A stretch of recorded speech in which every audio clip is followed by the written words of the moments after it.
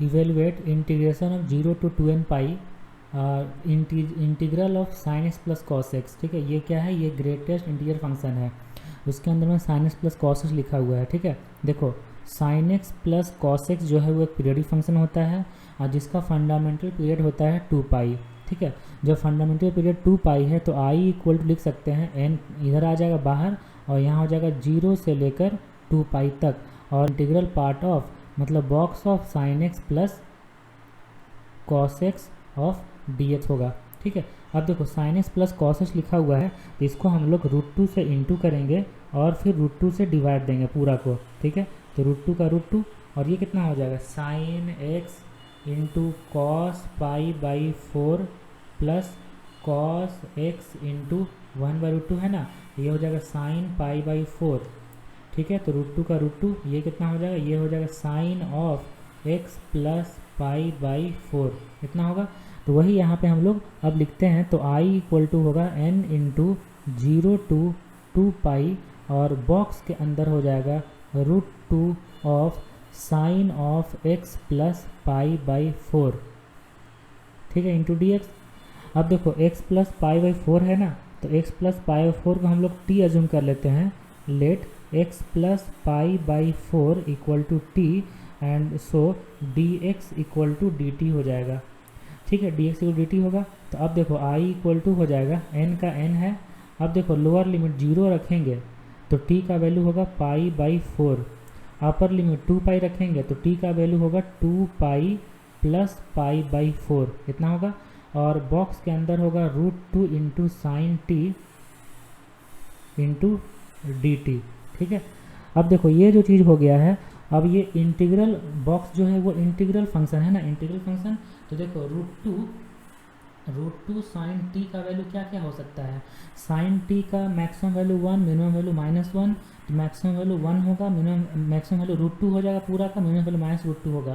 तो इसका मतलब √2 साइन टी का जो वैल्यू है वो -1 हो सकता है, इंटीजर में 0 हो सकता है और 1 हो सकता है। ठीक है, तो साइन टी का वैल्यू कितना हो सकता है इंटीजर में, साइन टी का वैल्यू ना, तो जब √2 साइन टी का वैल्यू -1 0 1 होगा तो साइन टी का वैल्यू -1/√2 0 और 1/√2 होगा।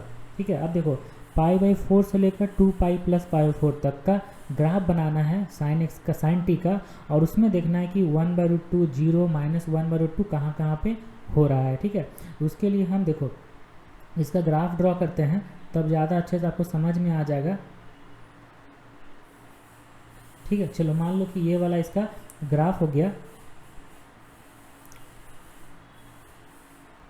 तो साइन एक्स का ग्राफ बनाना है हम लोग, साइन टी का ग्राफ बनाना है पाई बाई 4 से लेकर 2 पाई प्लस पाई 4 तक। ठीक है, देखो साइन टी का हम लोग ऐसे ग्राफ बनाते हैं, ये 0 से पाई तक हो गया ये। तो अब हम लोग ये जो चीज़ है, ये वाला जो ब्लैक वाला है, इसको थोड़ा सा हम लोग एक्स एक्सिस को थोड़ा और एक्सटेंड कर देते हैं। तो ये अच्छा, तो ये तो हो गया 0।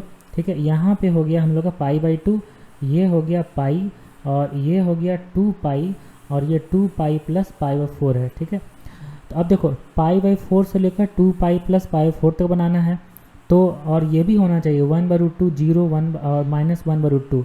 तो यहाँ पे होगा पाई बाई 4, ये लिखते हैं पाई बाई 4 जिसका वैल्यू होगा 1/√2। ठीक है, और इसी के कॉरस्पॉन्डिंग ये वैल्यू यहाँ पे आएगा जिसका वैल्यू 1/√2 है, और ये जो वैल्यू है ये हो जाएगा 3 पाई बाई 4।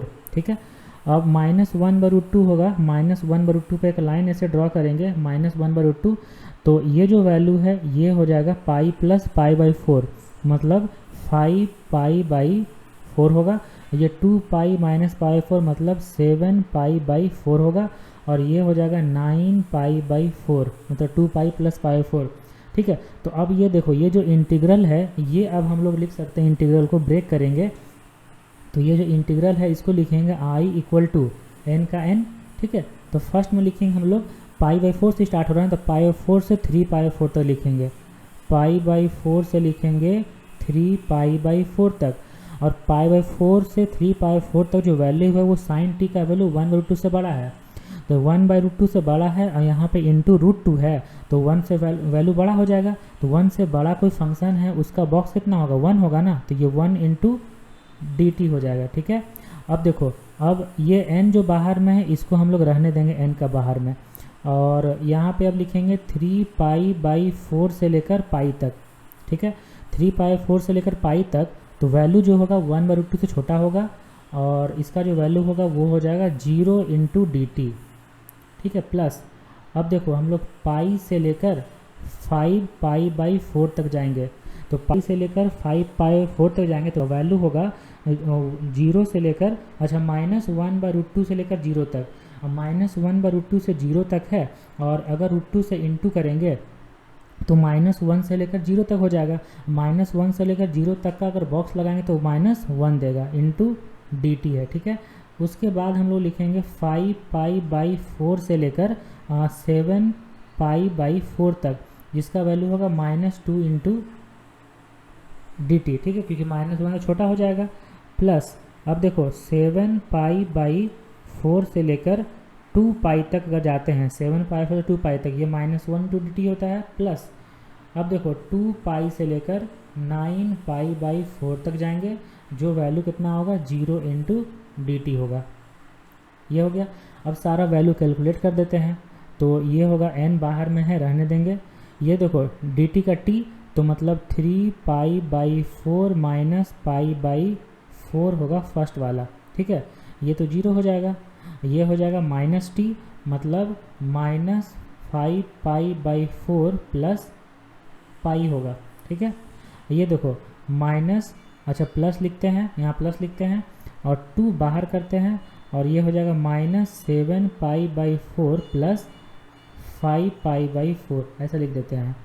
और यहाँ सिमिलरली यहाँ लिखेंगे, यहाँ प्लस लिखते हैं, और ये हो जाएगा -2π प्लस 7π/4 और प्लस 0 का 0। ठीक है, अब देखो n का n बाहर में है, रहने देंगे।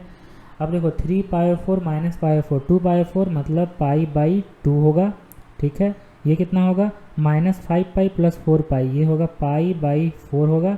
ठीक है, प्लस 2 इंटू यहाँ पे कितना होगा, ये होगा -2π/4 मतलब -π/2 हो जाएगा, प्लस ये कितना होगा -8 प्लस 7 -π/4। ठीक है, -π/4 हो जाएगा। ओके, अब देखो, अब इसको सॉल्व करते हैं हम लोग, तो प्लस π/4 और -π/4 कट जाएगा।